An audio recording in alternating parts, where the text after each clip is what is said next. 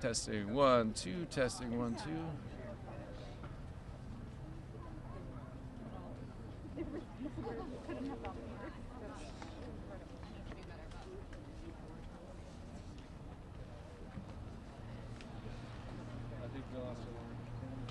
Good morning. Just doing surgery. What do you guys do? What do you mean? He's after cleaning the AirPods.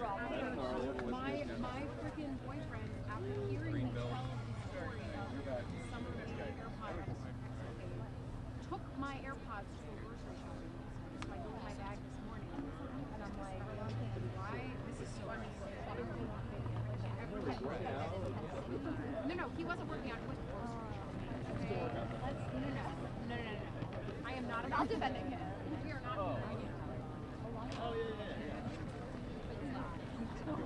You guys are...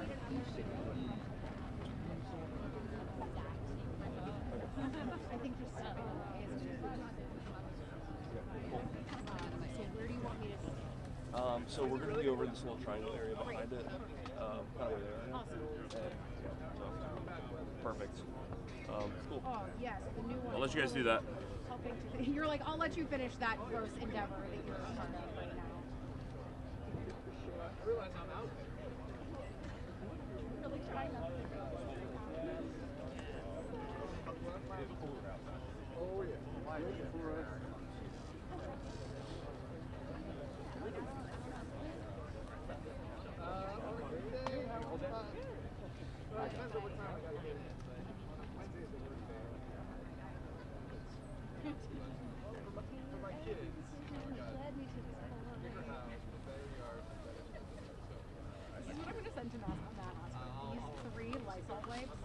And just show him that this is what the crime shows do.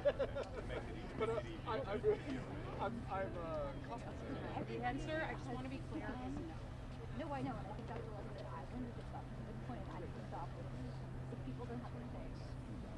People don't have to say. And also, like, the idea that none of these other correspondents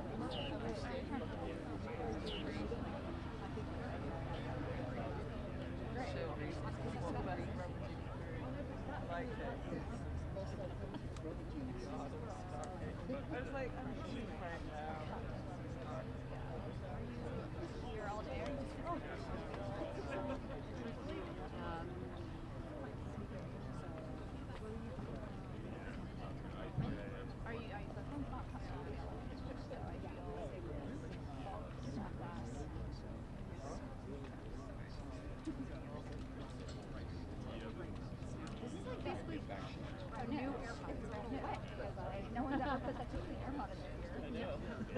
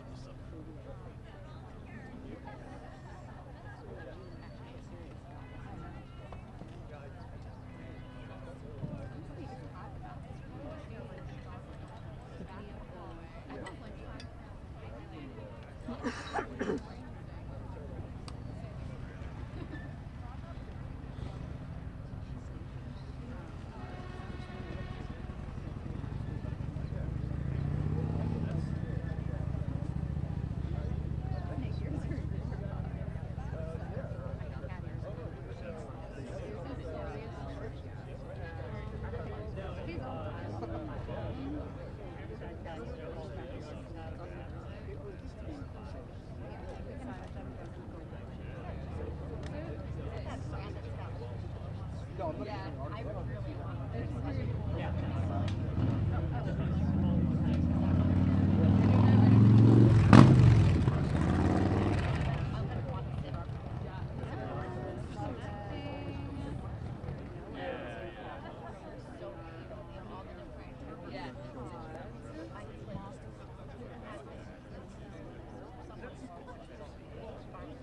You can say it out loud, John. Big inflatable.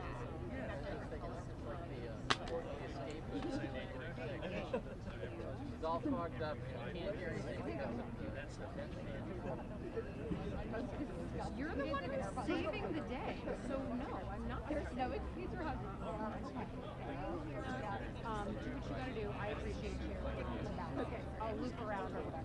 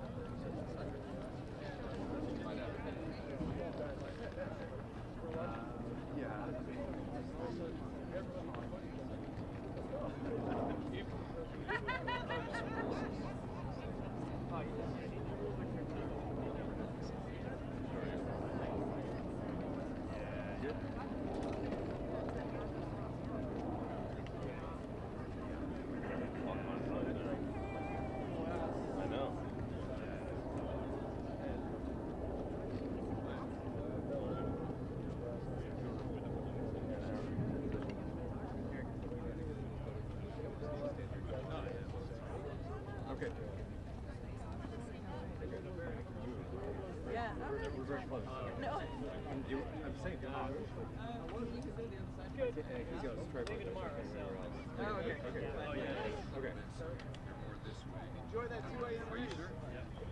On at 8 their time. You realize you're in their time. I know. It's a worldwide sport. Time doesn't matter.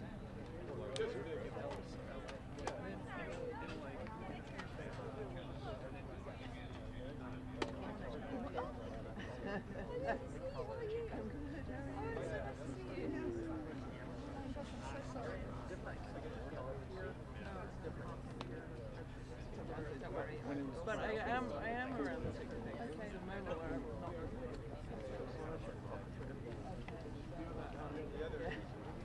Okay. That's always funny.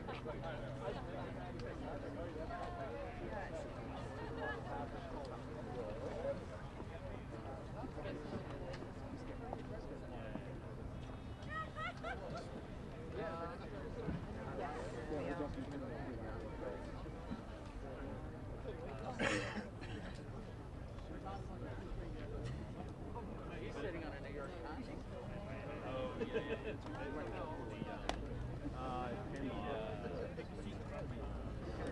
Hair sticks to it. He's gonna go out. Yeah.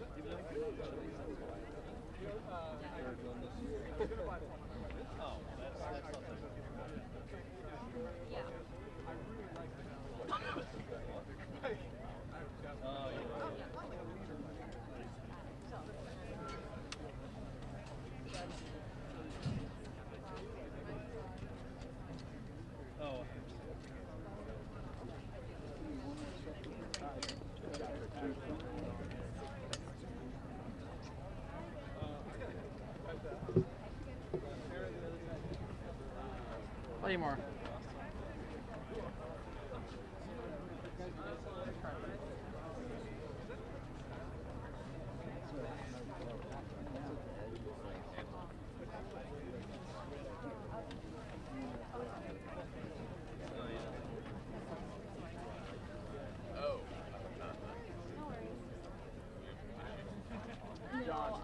Rebecca. We'll have a clear shot when they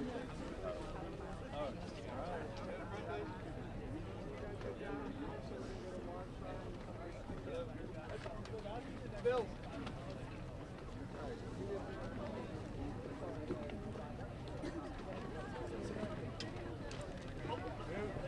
Down. Why are we in the middle? You guys gotta get down. At some point, that's fine also. You're not gonna be able to stand there.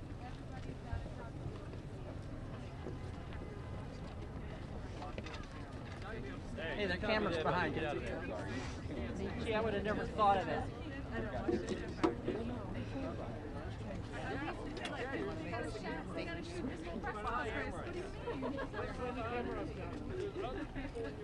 Everybody was here at 8 a.m. for these decisions, so. I need to get this off.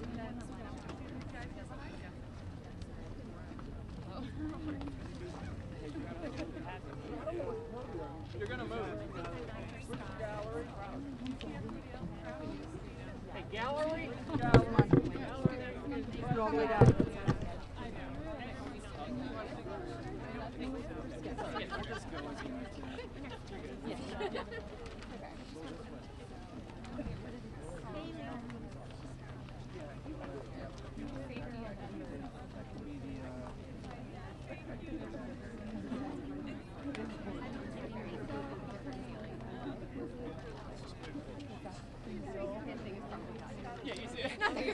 Not the crowd.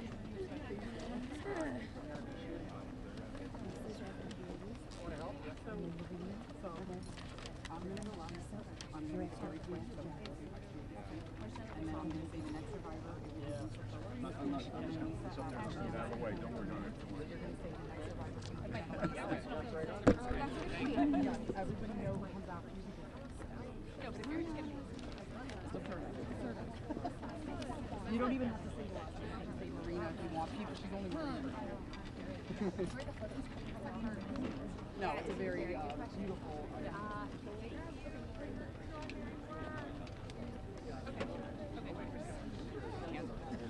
I know. I left my pardon. Not for you.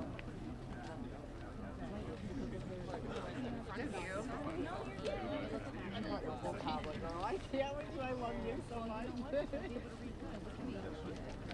I couldn't read off my phone because my mouth was small at the time. No, that's exactly the same. How are y'all? Good. Really good to meet you. How are you? Can I hug you? Thank you so much for all that you're doing. Thank you for everything you've been doing. Thank you. I appreciate it. Thank you. Whenever see you all. Hi. Do you want to speak or do you want to? It's up to you. Just what is it? Gabby has 2 minutes. Yeah, good. Yeah, that'd be Good. great. Okay, I appreciate great. it, Rose. Thank you. Thomas? Don't let go before me. Whatever order, Whatever. guys. Okay. No, you're the sponsor. She's gotten in enough trouble. I'm looking forward to you, girlfriend. Are we ready? Yeah. Great to see you all. Good morning. Starting, guys. Today is the first day of real reckoning for the Epstein class. We're here to stand with forgotten and abandoned Americans against an Epstein class that had no regard for the rules or the laws. Look, this is one of the most horrific and disgusting corruption scandals in our country's history. You had Jeffrey Epstein, who literally set up an island of rape, a rape island. And you had rich and powerful men, some of the richest people in the world, who thought that they could hang out with bankers, buy off politicians, and abuse and rape America's girls with no consequence. Because survivors spoke up, because of their courage, the truth is finally going to come out. And when it comes out, this country is really going to have a moral reckoning. How did we allow this to happen? There should be no buildings named after people in this Epstein class. There should be no scholarships named after them. They shouldn't be enjoying the perks of being affiliated with corporations or universities or writing op-eds or being lionized. And many of the survivors will tell you some of these people still are celebrated in our society. That's disgusting. There needs to be accountability. I want to recognize first and foremost the survivors. They are the ones who made today possible. Many of you had forgotten about this issue, and frankly, for decades we have not done enough about this issue, and it's only because of their advocacy, them coming here to the Capitol. They showed up here time and again, and on September 3rd, that the country started to pay attention. And I also want to thank the courage of two of my colleagues in particular. Both of them have suffered, as you know, extraordinary political consequences for what they did. One, my colleague, Congressman Thomas Massie. This would not have been possible if he hadn't led the discharge petition that got 218 signatures and is going to force a vote in the House of Representatives. And this would not have certainly been possible if it were not for the courage of Marjorie Taylor Greene. She signed the petition, and I would keep texting Thomas, is she going to drop off? Is she going to drop off? Because there was so much pressure against us, so much attacks against her. But she stood with the survivors. For Thomas or me, this has never been political. This is not about questions of Trump or Biden. This is a question of doing the right thing for survivors. We're going to get a vote today. I expect an overwhelming vote in the House of Representatives, and I don't want the DC swamp playing any games. They need to pass this in the Senate, and they should not amend it. President Trump has said he would sign the Epstein Transparency Act. It's going to get overwhelming support in the House. It should go straight to the Senate, and it should be signed. No amendments, no adding loopholes. Justice is long overdue. And I want to hand it over to my colleague, Representative Thomas Massie. I want to start by thanking the survivors. I mean, they're giving everybody hope in this country. There are survivors of other sex crimes in this country wondering if they should come forward. They're clouded with shame and concerned that law enforcement will do nothing. And these survivors have stepped forth, taking that same risk, worried that they will be defamed themselves. They have been defamed for stepping forward, but we're going to get justice for them. That's going to happen today in the People's House. The founders set up our government with 3 branches and 2 branches of Congress. And I don't think it's any coincidence that this fight is being started and it's being won in the House of Representatives. I have people, other survivors of other sex crimes, who come to me and say, thank you, you give me hope, you give us hope. There is hope here.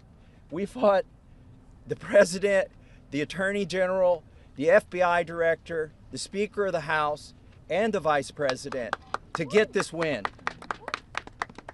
But they're on our side today, though. So let's give them some credit as well. They are finally on the side of justice. And as Rose said, don't muck it up in the Senate. Don't get too cute. We're all paying attention. If you want to add some additional protections for these survivors, go for it. But if you do anything that prevents any disclosure, you are not for the people and you are not part of this effort. Do not muck it up in the Senate. So with that, I just want to say I am hopeful too. I didn't know that we would succeed when Ro and I started this effort. Most discharge petitions never make it, maybe only 4%. So we had long odds. But we had some brave women on the Republican side. My colleague Marjorie Taylor Greene is one of them who's here with us today. You cannot even imagine the consequences that they have suffered. My colleague Lauren Boebert and my colleague Nancy Mace, they stood so strong They put their names on a document in here, and then they were pressured in ways that you cannot even imagine, and they stood strong. And that's why we're here today.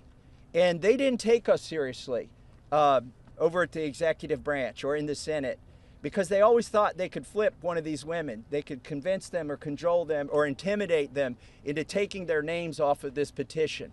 But they did not succeed. This is a victory for those women and women all over the country today, and I'm just glad to be a part of it. With that, I want to introduce my colleague, Marjorie Taylor Greene. Yes, Marjorie. Thank you, Thomas. Thank you, Ro. I woke up this morning and I turned to my weather app to check the temperature, and it was 32 degrees. And my first thought was, hell has froze over. I want to speak goodness and love and hope into the women standing behind me and all of the other survivors whose names you don't even know, but stand with these women. They are survivors, and they are strong, and they are courageous, and they are daughters of God. They are not victims. These women have fought the most horrific fight that no woman should have to fight, and they did it by banding together and never giving up. And that's what we did by fighting so hard against the most powerful people in the world, even the President of the United States, in order to make this vote happen today. I was called a traitor by a man that I fought for 6 years for. And I gave him my loyalty for free. I won my first election without his endorsement, beating 8 men in a primary. And I've never owed him anything, but I fought for him for the policies and for America first. And he called me a traitor for standing with these women and refusing to take my name off the discharge petition. Let me tell you what a traitor is.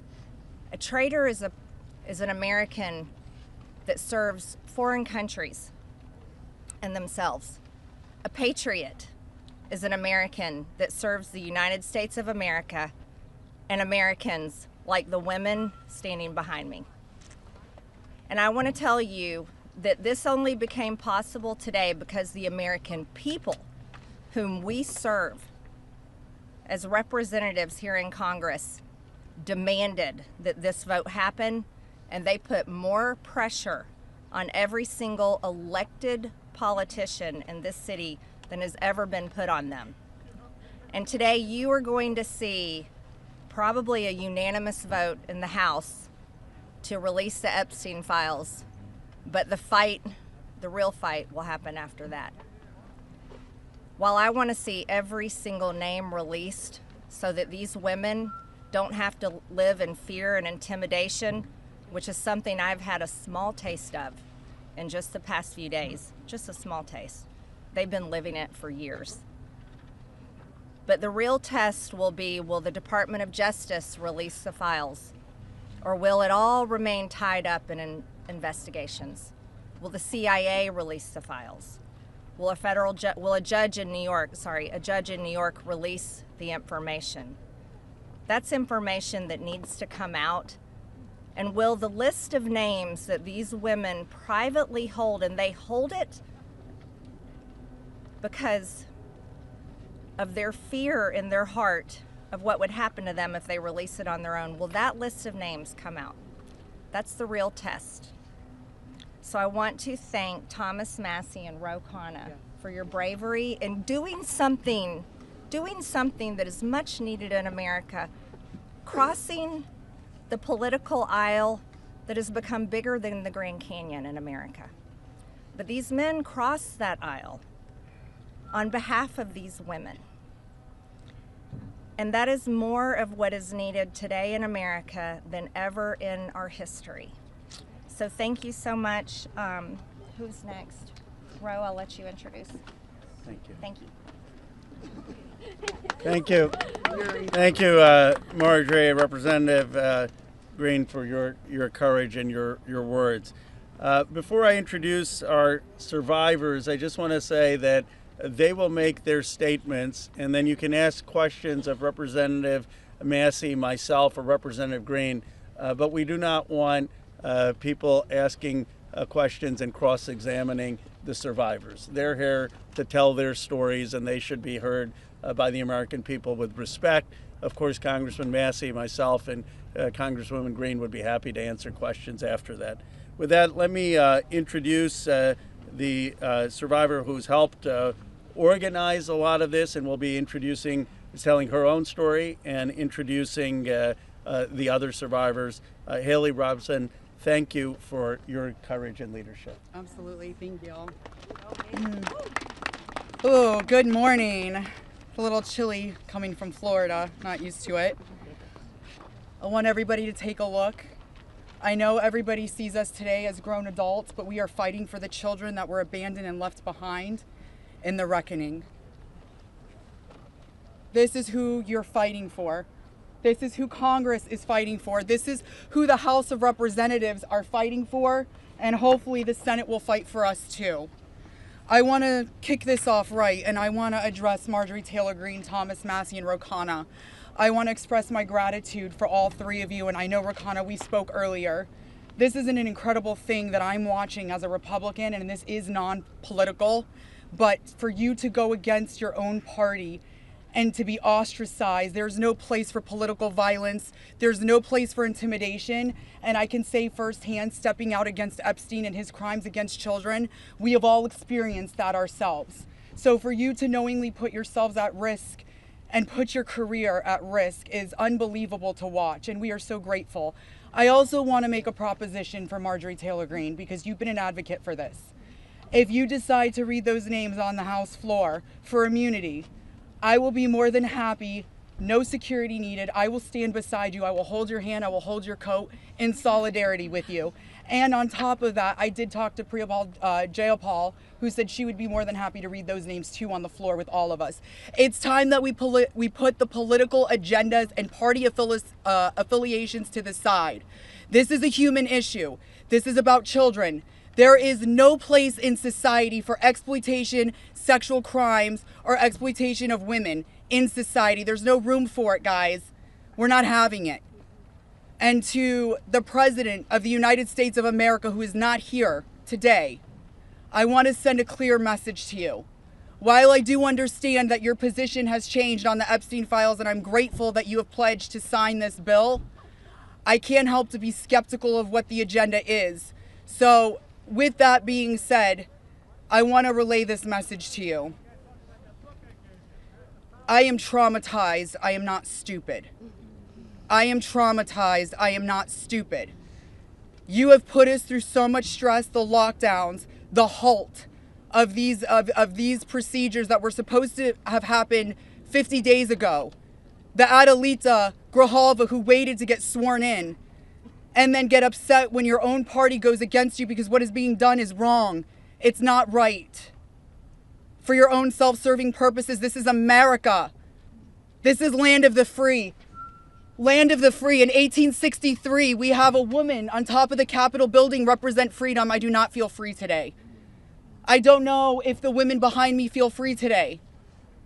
So I am begging every member of Congress, every representative, to step up and choose the chaos, choose the survivors, choose the children, protect the children.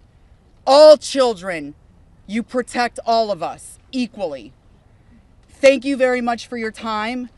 Following that, Lisa Phillips will be the next survivor.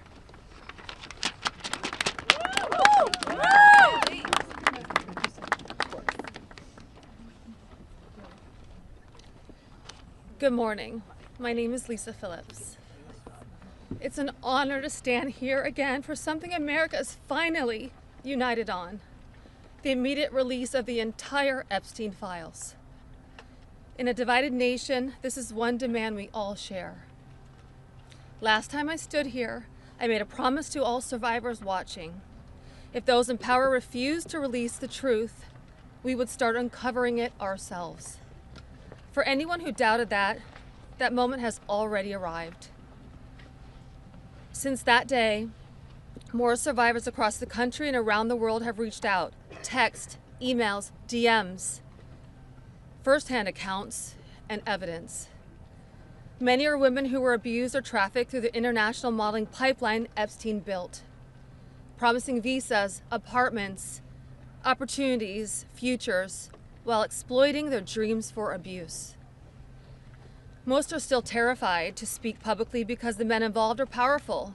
They're connected, and as we know, they're protected. For too long, survivors have watched others speak for us. And while we are grateful for our allies in Congress on both sides, we've realized something. This fight belongs to us. We lived it, and we know the truth. And we will not wait quietly for institutions to decide when we're allowed to speak. The survivors now coming forward have entrusted us with their stories. We are sharing that information with the proper authorities, and when it can safely be made public, it will be. So today, we are launching something historic. The first national, survivor-led political movement in America. Nonpartisan, laser-focused on exposing the systems, the loopholes, power structures, and silencing mechanisms that have protected predators for far too long. We are stepping directly into the halls of power, into the political arena. We will help rewrite laws that failed us and build protections for our nation's children together, targeted by sexual exploitation. Together, today, survivors begin our own fight, the survivor revolution. And we intend to change this nation for the better. If you're a survivor who wants to join us, please reach out. And to anyone who benefits from the current system, intentionally or not, remember this. Alone, yes, we are afraid. But together, we are feared. Thank you.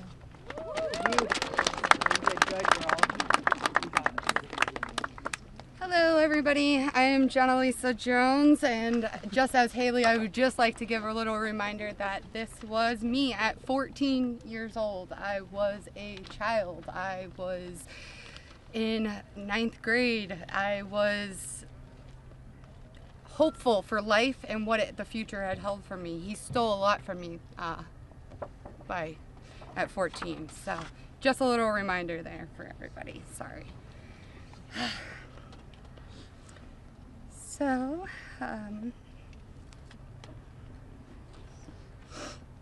I just want to start out by saying thank you for all of you for being here today. I want to start by expressing my deepest gratitude to the members of Congress who have stood with us, the survivors, in demanding the transparency and justice. Your support is a signal that this institution can still serve the American people.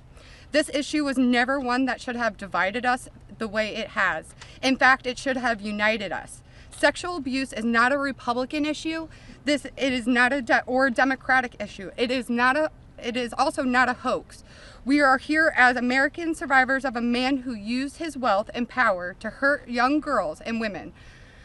The world should see the files to know who Jeffrey Epstein was and how the system catered to him and failed us. Emotionally, this process has been distressing.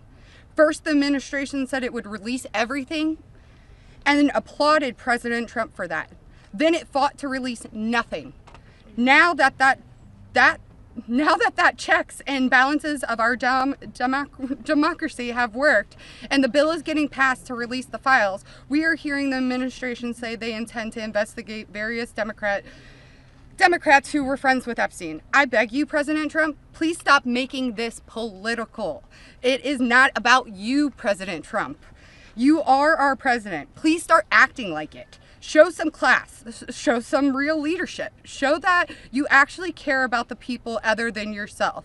I voted for you, but your behavior on this issue has been a national embarrassment.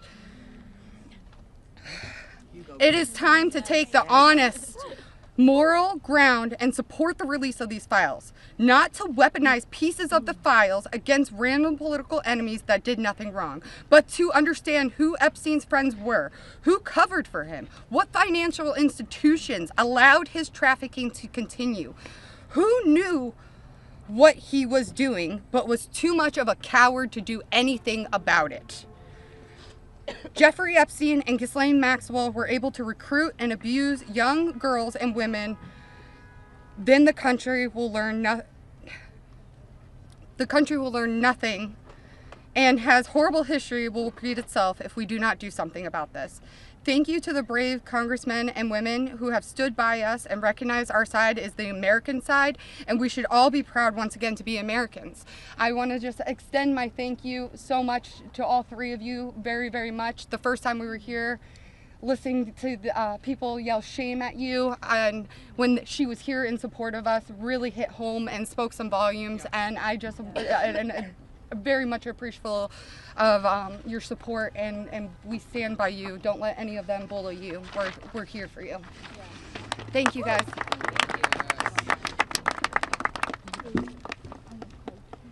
Wow. Good morning, everyone. Thank you all so much for coming together today and taking the time to listen to us. Your presence means the world, and it shows commitment to understanding and supporting survivors and Americans. I stand before you today with a heavy heart. I originated from Brazil, and I came to the United States when I was 8 years old. I was only 14 when I first encountered Jeffrey Epstein, and my daughter is now almost at that age. At 14, the only things she should be concerned with are going to school, practicing at her cheerleading competitions, and enjoying her time with her friends and family. She should not have to bear the burden of worrying about being manipulated or exploited. At this age, she is still a child, and no child should ever have to face such threats. I also want to address a troubling statement made by a prominent figure on a major platform who suggested that a 14-year-old should not be considered a victim of pedophilia. This is a dangerous and incorrect notion. When we talk about how children at 14 should still be treated as children, I ask you to look at the young people around you. Remember when you were that age? Do you think you should have been responsible for being groomed? Put yourselves in our position when we were young. I'm here today not to just share my story, but to call on all of you to help make a difference. We need to support to push for the Transparency Act and release the Epstein Files. Please reach out to your Congress members and senators and urge them to support this crucial legislation. The truth is something that we all deserve, and it is vital for safety and protection of the future of generations. Think about all the young people in your life, your daughters, your nieces, your friends. Let's stand together and ensure that they grow up in a world where they are safe and valued. I often wondered, why did this happen to me? And then I realized, God only gives you what you can handle. I'm here for a purpose, and that purpose is to make a difference today. So, let's stand together to protect our children and our peace. Thank you. Yes.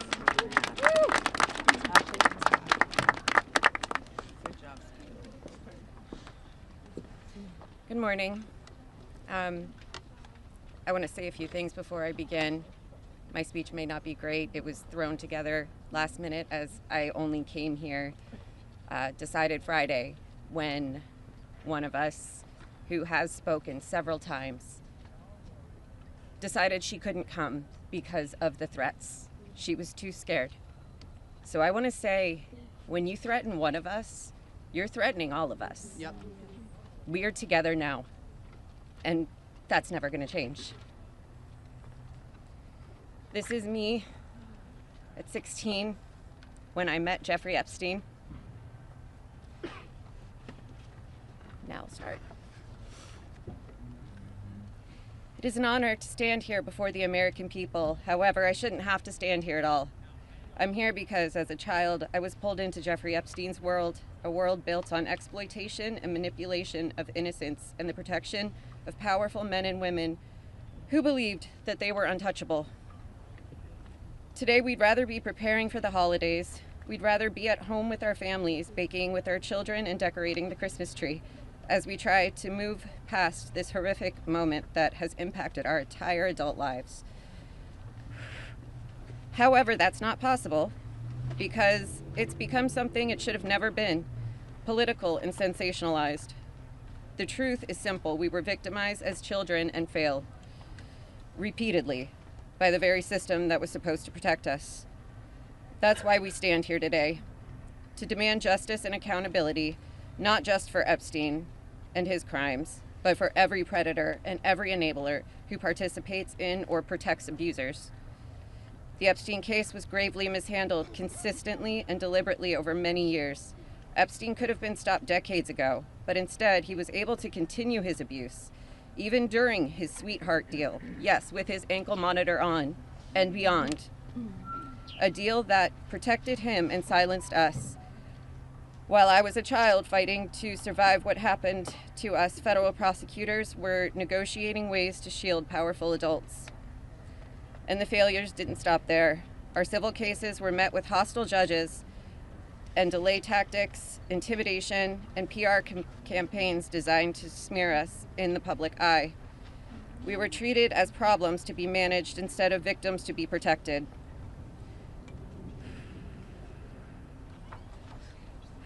Today, something has changed. Individually, our voices were whispers. Together, they've become impossible to ignore. We are encouraged to see elected officials from both parties, thank you, come together and finally take action to release the files.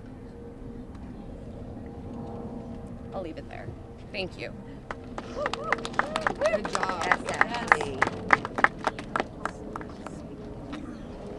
Good morning. My name is Wendy, and I'm standing here today with a truth that still scares me to say out loud. I'm gonna put this down because I can't hold both, as you guys saw, but that was me when I was 14 when I met Jeffrey Epstein. None of us here signed up for this political warfare. We never asked to be dragged into battles between people who never protected us in the first place.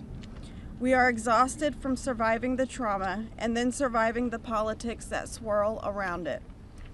When survivors travel to speak, to advocate, to stand for the truth, we do it with our own money. From our own pockets, carrying our own fear, shaking in our own bodies. There is no team, there is no paycheck.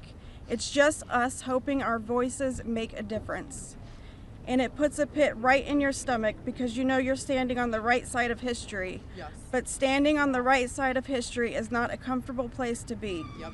It never has been. And in a sick, heartbreaking way, it's an honor to show up, an honor to speak here, and an honor to stand in light when the world tried to keep us in the dark. And what keeps me standing is, even with all this fear, I have a 14-year-old daughter myself, the same age I was. And when I look at her, I see the little girl I used to be, the one that no one protected. My greatest fear in this entire world is history repeating itself. And I will do anything, absolutely anything, to make sure that she has to never be one of these girls standing in front of a crowd like this today in her life.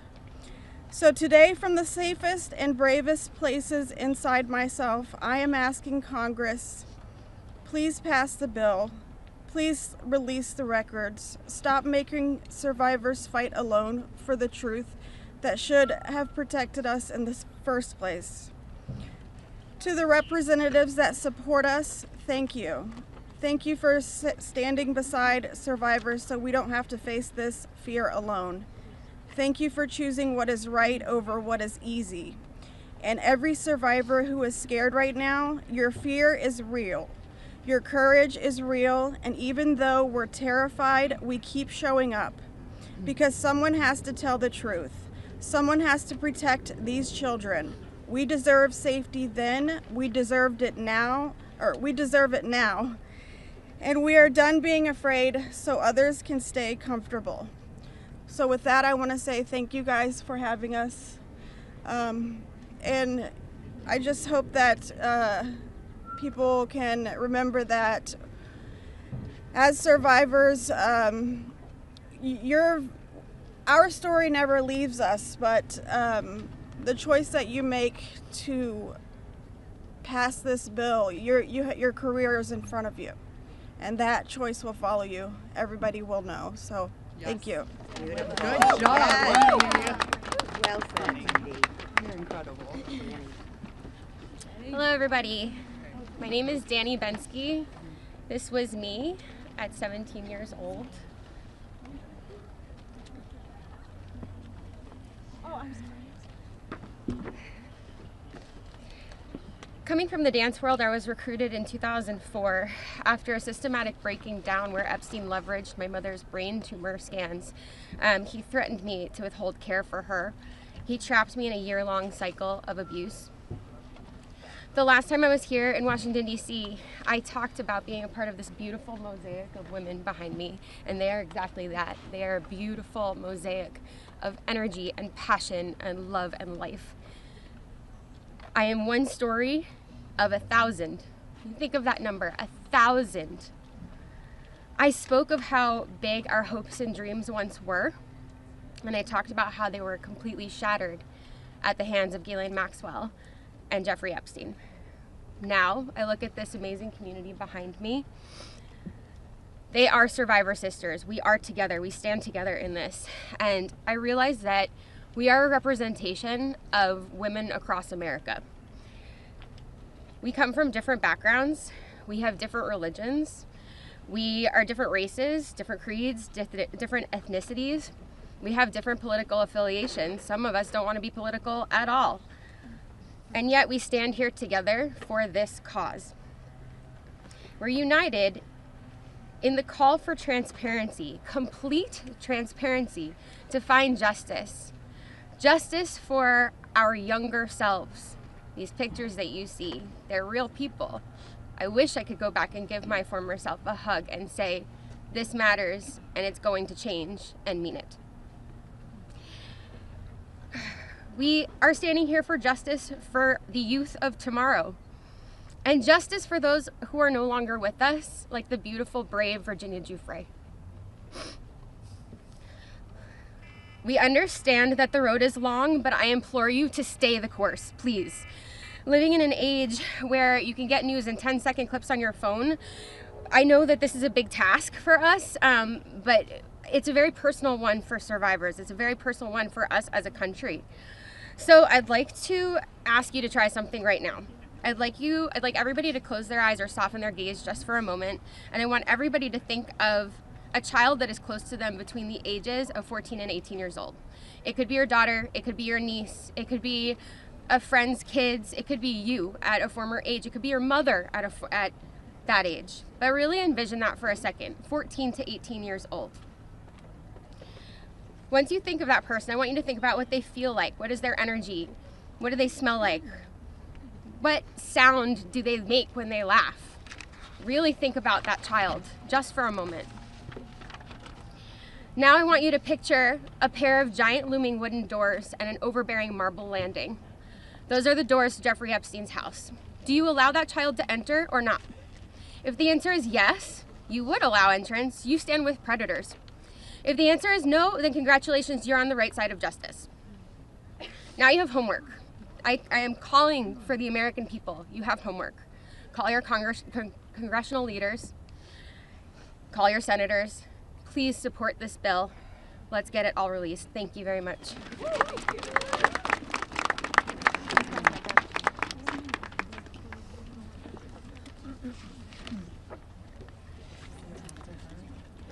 Good morning.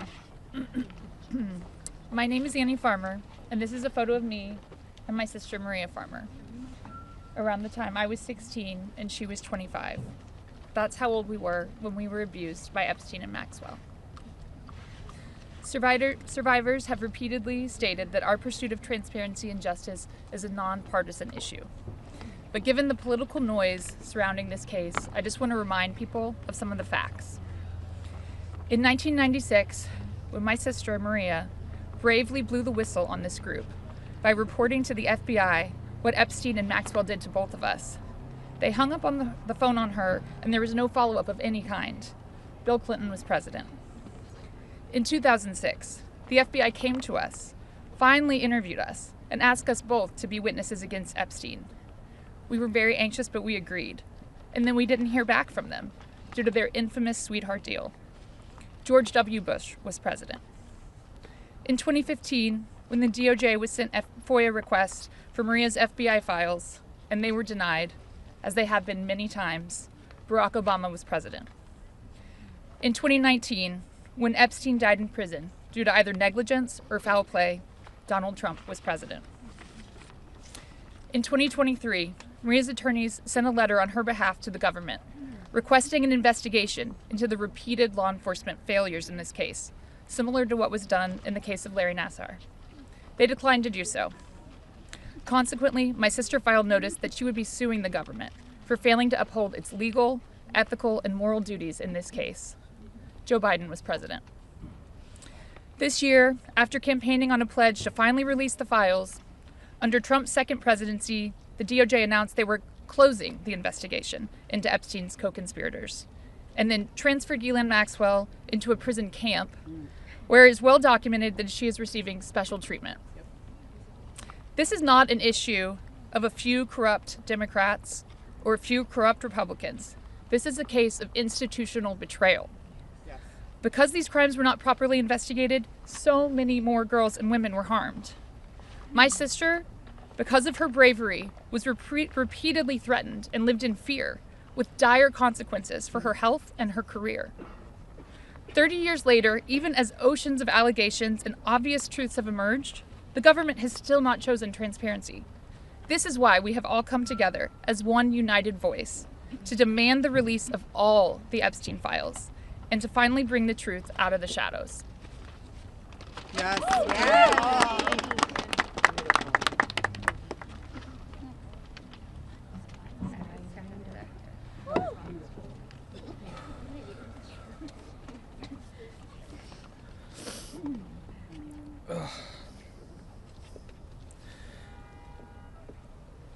Ladies and gentlemen, esteemed members of Congress, and everyone gathered here today, I want to start by thanking the three of you.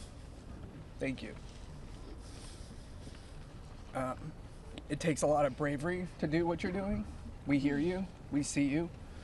It means a lot for you to be here with us, and I know my sister would be incredibly proud. This is the moment she was fighting for and the moment that all survivors are fighting for, so thank you. My name is Sky Roberts, and I stand before you as the brother of Virginia Roberts Giuffre, a warrior, a mother, and a sister whose legacy will forever resonate in the hearts of those who understand the fight against injustice. Today we find ourselves in a place of deep sorrow, shattered by the loss of our beloved sister. Yet, we are honored and privileged to carry her voice forward and continue her relentless fight alongside her fellow survivor sisters. Virginia's story is one that should have been filled with promise, but instead it became a harrowing tale of exploitation and survival. At just 16 years old, she took a job at Mar-a-Lago, believing she had secured a dream summer position. But that dream quickly morphed into a nightmare when Ghislaine Maxwell preyed upon her innocence. This isn't just the story of one girl, it's a story about the insidious nature of power and abuse, a dark chapter in our society that must be told. Virginia was no stranger to trauma. In her memoir, Nobody's Girl, she shares the painful truth that she had already suffered abuse at the hands of our father and a family friend. But what happened next was unfathomable. Epstein and Maxwell didn't just abuse her, they trafficked her to a network of the rich and powerful. Princes, prime ministers, politicians, financiers, and lawyers. These men committed unspeakable acts against her will, and against the will of countless survivors who stand united with us today.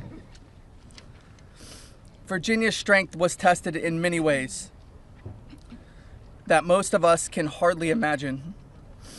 She was manipulated, coerced, and threatened, forced into complicity in her own devastation. She often spoke of psychological scars that ran deeper than the physical ones. From the start, she wrote, "They manipulated me into participating in behaviors that ate away at me, eroding my ability to comprehend reality and preventing me from defending myself. The most destructive wound they inflicted was that of forced complicity, a betrayal of self that was crafted by her abusers. But I stand here today to declare that their tactics of fear and intimidation did not work. Virginia's spirit could not be broken. She became a beacon of hope, a warrior, fighting not just for herself, but for every survivor who suffered in silence. She said, "I felt it was my duty to stand up to predators like Epstein and Maxwell. I would put my neck on the line to make sure my daughter never has to go through what I had to endure." These survivors, like Virginia, have transformed into mothers and strong women, fierce in the face of adversity. Many of them have daughters the same age they were when they faced their own abuse.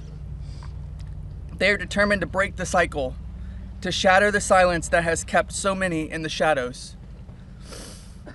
Virginia quoted in her memoir, "There I was, as the mother of 3 children. I felt it was my duty to stand up to predators like Epstein and Maxwell. I mentioned to Ellie in particular, her daughter, I would put my neck on the line to make sure she never has to go through what I had to go through. I said, joining Edward's CVRA case, what I would want somebody to do for my daughter or sister and friend. In the end, I said, I was just trying to do the right thing. That's what I felt like I'm doing," I said. "I'm making a small dent in this big world we live in."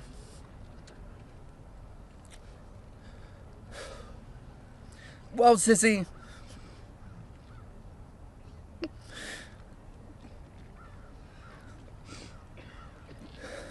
you didn't just make a small dent.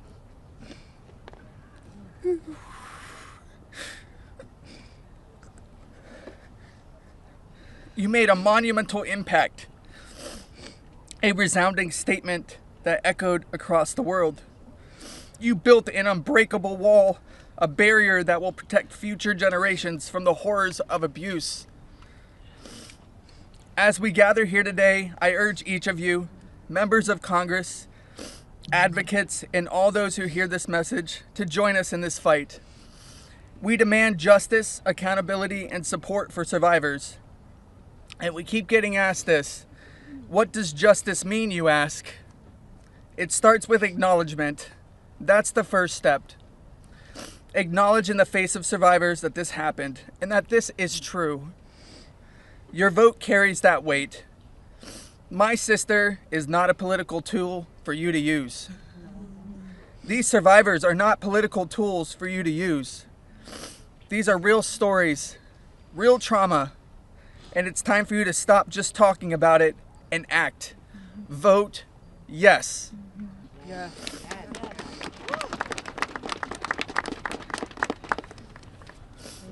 Virginia's legacy is not just hers. It belongs to all of us who stand against injustice. Together, we will ensure that the voices of survivors are heard, that the truth prevails, and that the horrors of the past are never repeated. Thank you. Thank you for listening, and thank you for standing with us. Together, we will not let Virginia's fight be in vain. Together, we will not let the predators win. Together, we will be the change this world desperately needs. Yeah. Thank you.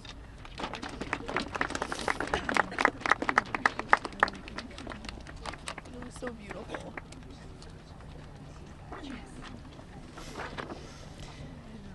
This is me when I met Jeffrey Epstein in 1991.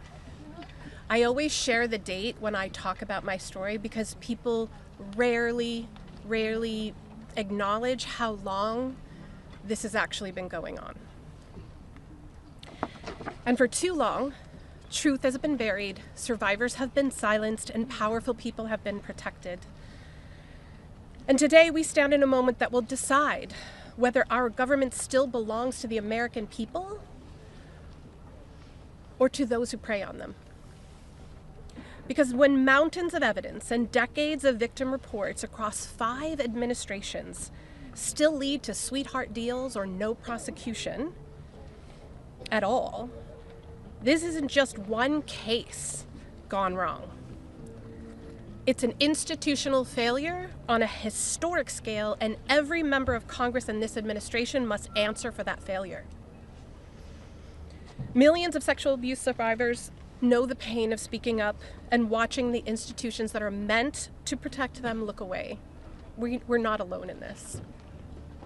Epstein may be the headline, but the betrayal reaches every corner of our country. And if our justice system can collapse this completely for so long, then Congress cannot pretend that the system is working. Not for us, and not for the generations that will live with the consequences of what they choose now. One long overdue step towards repairing this damage is the Epstein Files Transparency Act. Because without transparency, there's no accountability. Without accountability, there is no justice. And without justice, democracy dies. Yes. So representatives, you have a choice to show millions of Americans whether you stand with us or with the powerful predators that are counting on your complicity. Thank you. Yeah, good job.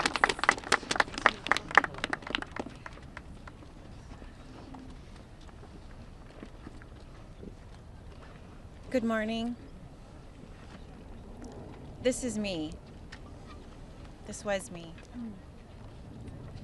My name is Charlene Rochard, and I stand before you today not as a victim of rumor or conspiracy, but as a survivor of Jeffrey Epstein's abuse. Far too long, survivors like me have been dismissed, silenced, are told that our pain was exaggerated or fabricated. Let me be clear. This is not a hoax. Yes, it's not. What we endured was real, and it has scarred lives across 5 presidential administrations. The truth has been buried in sealed files and hidden records for far too long. The Epstein Files Transparency Act is not just about survivors. It's about America itself. How can we keep America great if the principles the nation was founded on, that power belongs to the people, is not protected? No one, no matter how wealthy and well-connected, stands above the law. If we cannot face the truth, then we betray the very ideals that defines us as a country. By passing this act, Congress has the chance to prove that truth matters more than privilege. Yes. That justice matters more than influence. And that America has the courage to confront even the most uncomfortable realities. This is not just about survivors. It's about every American who believes in accountability, fairness, and the promise of justice. I stand here today not only for myself, but for every survivor of Jeffrey Epstein's abuse who has carried this burden in silence, and for every citizen who believes that justice delayed is justice denied. Yeah. I want to thank Representatives Ro Khanna and Thomas Massey for standing with us. Thank you. And I especially want to thank Representative Marjorie Taylor Greene. Her unwavering support, her courage to stand with us and demand transparency gives us strength. Thank you. It shows that this fight for accountability is bigger than politics. It's about humanity, justice, and truth. This is about America's future.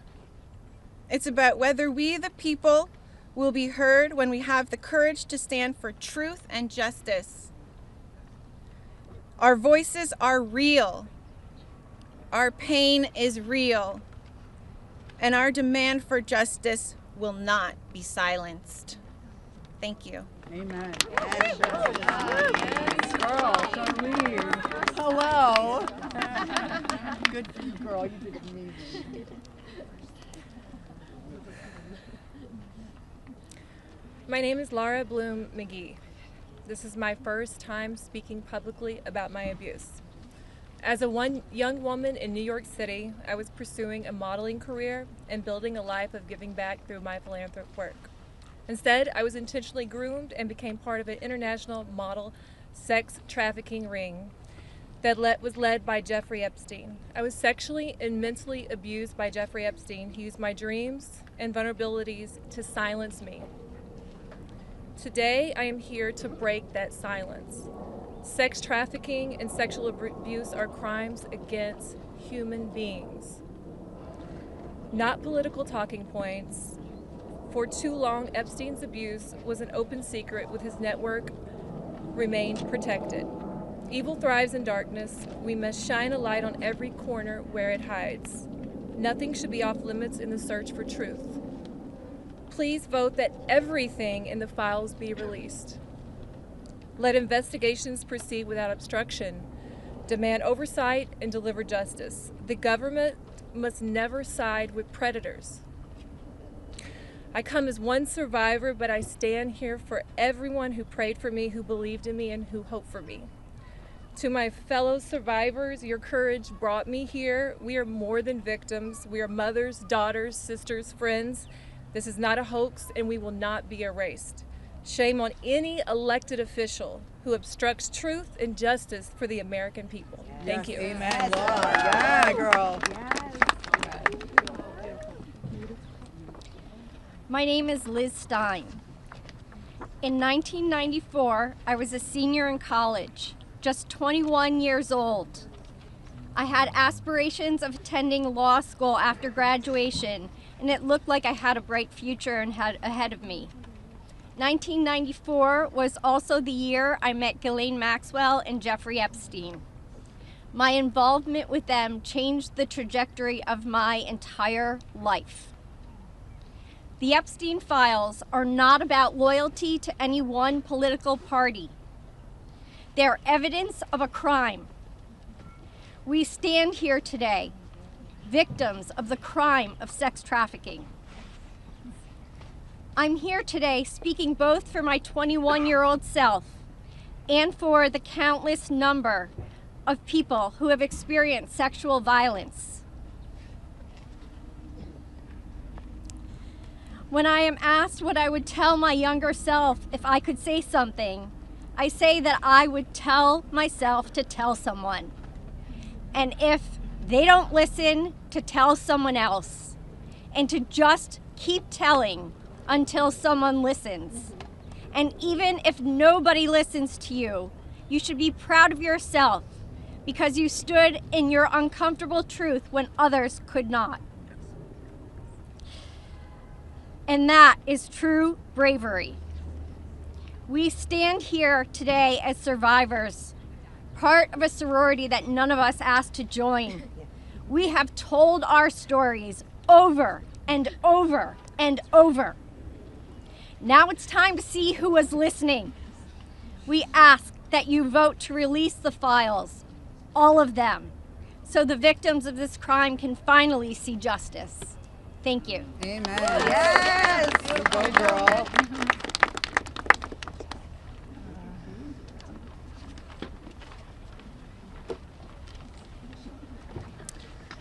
Well, hello, everyone, and I want to first say thank you for your ongoing leadership. I know it must not be easy thing to do, much like it's not easy for us to be doing this, so I guess we're in this together, so thank you so much. I feel like our courage has, we're reflecting, mirroring courage, because that's what it takes to do this, right? So this was me at 22 years old. I was not a child, technically, very young adult. I imagine most of you here can relate to the mindset and to be 22 years old. So today is a good day, and I thank God for that.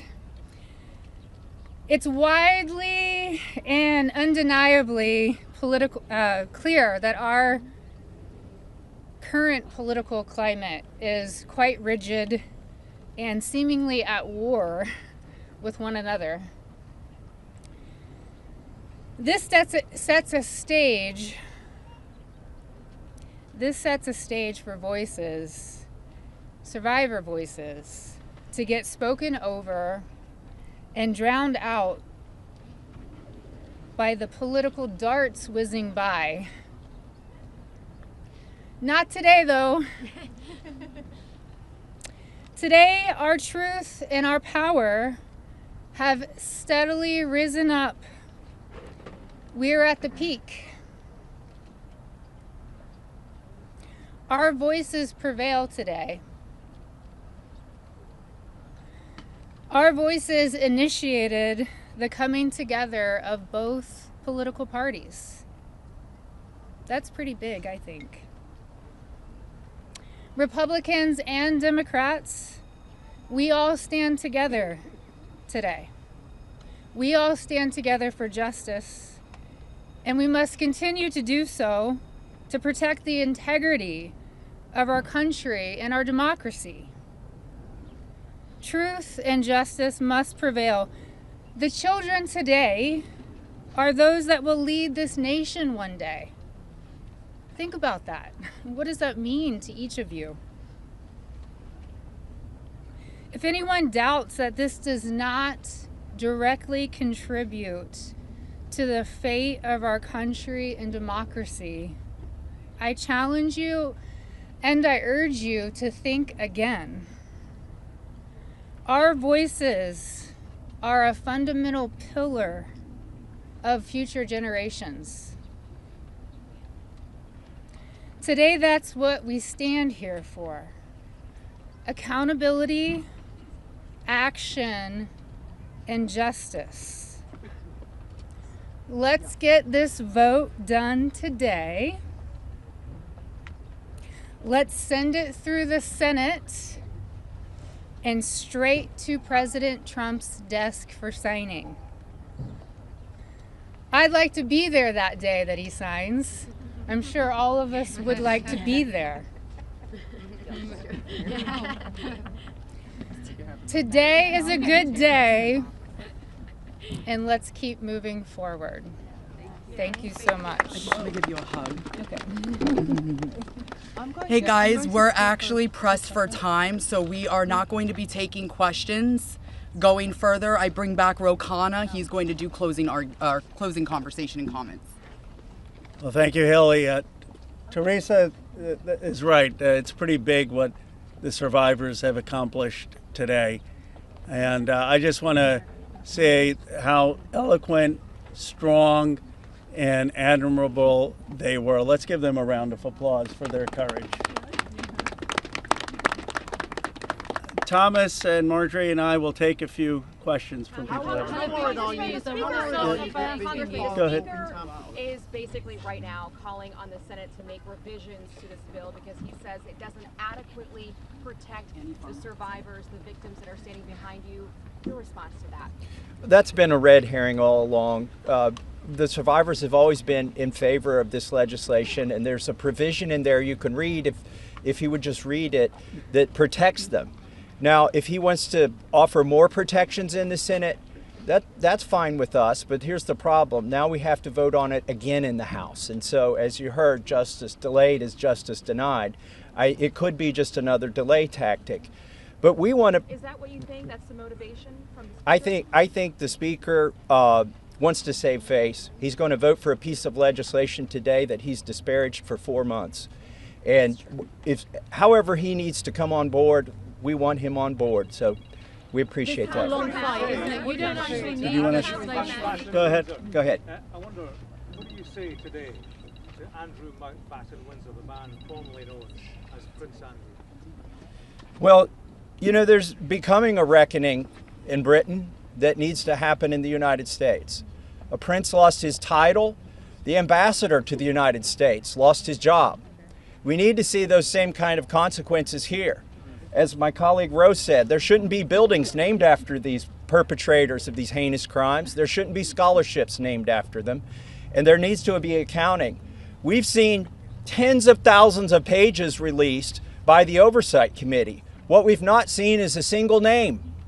So I implore you to look and see if we have true justice and transparency in here. And the survivors will know when that has happened. And I do think that Prince Andrew does need to come and testify at our Oversight Committee, and that can be bipartisan. But I share Thomas's view that the urgency that the British people have shown in getting justice needs to inspire an urgency here in America. You don't need legislation. You don't need legislation. Go ahead. You don't need legislation to get the files released. President Trump could just release them today. Well, Is that frustrating for you? Why isn't he doing that? And also, did you ask him to be here today? It's a really powerful moment, this. Look, I'll let my colleagues speak. I hope the president meets the survivors. And I hope when he signs the bill, the survivors are there. I don't care if I'm there, Thomas Massey is there, Representative Greene's there, but the survivors should be there. Didn't need it to but I hope he meets them, because I think if anyone who meets them and sees their emotion will be moved. And my goal is to get justice here. So I hope he will meet them and really hear what's happened and actually take action. But the broader point is, yes, the president could order the Justice Department to release the files, but what in a constitutional democracy, what we're supposed to have is Congress says that the files should be released, and then it's not on the whim of any president. Then the Justice Department is compelled to release those files because that's the law of the land. Have you spoken to any Republicans in the Senate who are looking to, move this forward? So Senator Merkley is a Democrat. He's led the exact same legislation that Roe and I introduced in the House. One Republican co-sponsored his bill yesterday, and I have spoken to at least one more who says they will co-sponsor. The important thing about the Senate is that they need not to muck this bill up. There's a lot of attention on here. We've needlessly spent 4 months dragging this out. A representative, a duly elected representative, was denied her seat in Congress for 49 days, and it's time to pull the Band-Aid off. The Senate, it may be tempting for them to get cute and to do things that will limit the release of these documents. They are afraid that people will be embarrassed. Well, that's the whole point here. They need to be brought to justice, and embarrassment is no reason to stop it. So the Senate, John Thune, it's up to him. He needs to bring this to the floor of the Senate. And I think the vote today will show that in the House. And the president, look, the president has said he would sign the bill. You're going to get almost a unanimous vote here. So you have the president and a unanimous Congress believing that this protects the survivors and is calling for the release. There's no reason for the Senate now to, as Representative Massey puts it, muck around with it. They need to put it up, have a vote, have the president sign it. If there's any further protections, they can do that through the DOJ process. But what they should not do is delay a vote on a bill that the House is going to vote overwhelmingly for and that the president supports. On the release of these files, Congresswoman Greene, you raised the question of whether or not the Justice Department will actually release these files. Do you take the president at his word when he says he's going to sign this bill, and do you have confidence that these files will actually be released? I only take people's actions seriously, no longer words. And what do you think the president's actions? And I'll tell you, because I wasn't a Johnny come lately to the MAGA train. I was day one 2015, and there's a big difference in those Americans and those that decided to support President Trump later on. And I'll tell you right now, this has been one of the most destructive things to MAGA, is watching the man that we supported early on, 3 elections, for people that stood hours, slept in their cars to go to rallies, have fought for truth and transparency and to hold what we consider a corrupt government accountable. Watching this actually turn into a fight has ripped MAGA apart. And the only thing that will speak to the powerful, courageous women behind me is when action is actually taken to release these files, and the American people won't tolerate any other bullshit. That's where we are today. Thank you. Go ahead. 2 more questions and then we're around all day. Is this a watershed? How would you sum up today in terms of your battle to get to the truth? I would say that these survivors have been fighting for decades, and they finally are being heard by the American people, and we're finally going to have a reckoning for this Epstein class that has gotten away with horrific things. Look, I grew up in Bucks County, Pennsylvania. People went to church, they played Little League, they went to their neighbors for barbecue. They didn't go to a rape island and abuse young girls or traffic young girls. And people with extreme wealth have thought that the laws don't apply to them, and their culture is totally out of touch with the values that built America. And finally, we're going to have a reckoning over it. How worried are you that we'll take the lady here. Let me ask you this. You said you wanted this to go straight to the Senate. What message does it send to the survivors behind you if the Senate doesn't act quickly to move this bill forward? Well, they're not here. They're not going to answer questions, so I'll answer a question. I prefer, actually, it goes straight to the president. He can release these files without the Senate acting. Sometimes they take a long time to get things done. The House figured out a way to take 4 months to get this done. I think it's disrespectful to the survivors if they delay this. There's nothing more important than cleaning out the rot in this country. And this is rot, and it's not a partisan issue. And the senators need to get on this. Yes, the economy is important. Yes, international policy is important, but there's nothing more important than getting to this rot and cleaning it out. They should put it at the top of their agenda. As you know, there's a provision in the bill already that would allow the DOJ to not release certain information if it would jeopardize an active investigation. And the president just last week ordered his DOJ to conduct an investigation. What makes you think you would actually, if this bill passes, see these files, that the public would see them? There are 1,000 survivors. They can't open enough investigations to cover up everything that's in these files. And yes, it's true they can try to protect a few certain people or a few certain companies, but those investigations will eventually end. And in the meantime, there's not enough investigations to cover up 1,000 different crimes, 1,000 different rapes, 1,000 different sex trafficking instances. And this is not a moot point, even though they are doing that. And once this bill is signed into law, any career official at the DOJ or the FBI who does not comply with the law is at legal risk. It's no longer just up to the president. Look, we could have passed a simple resolution here in the House, and that would have been the end of it. Instead, we chose a very hard path, which is to get legislation, a law passed, which means it has to go through the House, the Senate, and be presented to the president. And that will have the force of law. They will be breaking the law if they do not release these files. Thank you very much. The president has fought so hard. Last question, and then release of these files. Why do you think he has fought so hard? If he could do it now, why hasn't he done it now? I believe he's trying to protect friends and donors. And by the way, these aren't necessarily Republicans. Once you get to $1 billion, you transcend parties. You just assume you can pay off whatever party is in charge of the White House, whatever party is in charge of the House of Representatives. And this is about those kinds of people. I think he's been trying to protect them. And I think it also incriminates our own government. This is a complete and total failure of the justice system, as the survivors have witnessed here today to us. It incriminates the FBI. It incriminates our intelligence agencies. It incriminates police departments in West Palm Beach. And that's what has been protected by this, either willfully or unknowingly, and it's time to end it. And I would agree with Representative Marjorie Taylor Greene that what matters now is just the action. I don't speculate on what politicians' motives are or what's in their heart. The point is the American people have spoken, Congress has spoken, release the files. It's time for justice. Thank you very much. Thank you.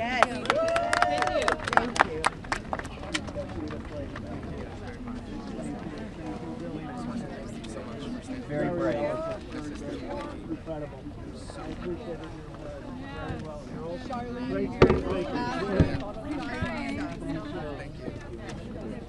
Said bullshit on TV the other day, and I love that you just said bullshit. I was like,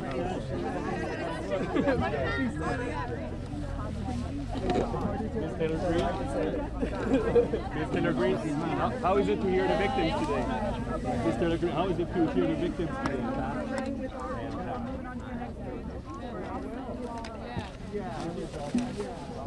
Ms. Taylor Greene? Okay, let's see, Marjorie. I have a paper. Thank you so much. Yeah, thank you. You're with us. You're with us, right? Okay, we're late. Yeah, we got it. And Jess is in a group too. Did Jess go already, or is Jess coming with us now? Okay. Okay.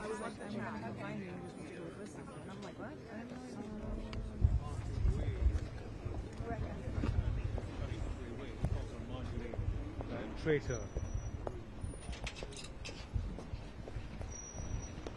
Arm is like, oh, it's okay. Oops, I'm about to trip and fall. Representative Massey, how do you feel hearing victims today? Yeah, my face. Hey, get Thomas Massey. Did you speak with him? Or just keep it this way. Yeah. What were you mentioning?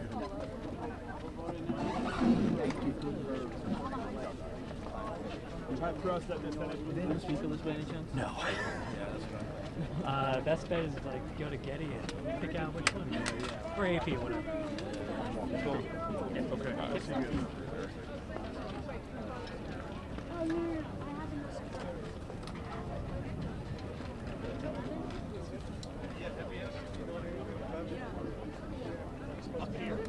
That's hilarious. I heard it.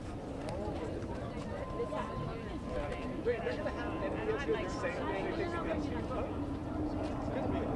That's a